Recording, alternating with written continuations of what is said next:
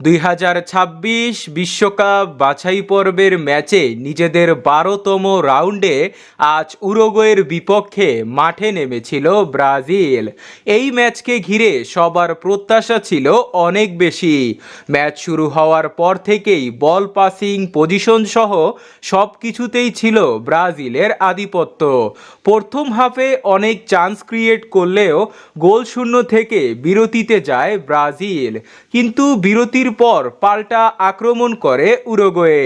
55 মিনিটের মাথায় ডি বক্সের বাইরে থেকে দূরপাল্লার বালবার্দের দুর্দান্ত শটে 1-0-তে এগিয়ে যায় উরুগুয়ে।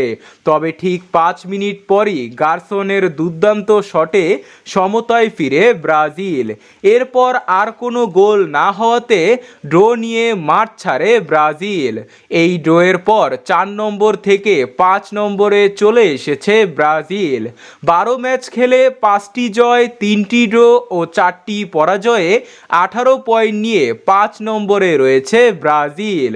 উরুগুয়েকে হারাতে পারলে ব্রাজিলের সামনে সুযোগ ছিল পয়েন্ট টেবিলের 2 নম্বরে যাবার। তবে টানা 2 ড্রয়ে তলানিতে চলে গেছে সেলেসাওরা।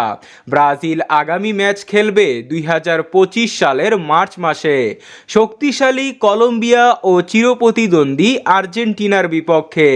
বাকি আছে মাত্র 6টি ম্যাচ।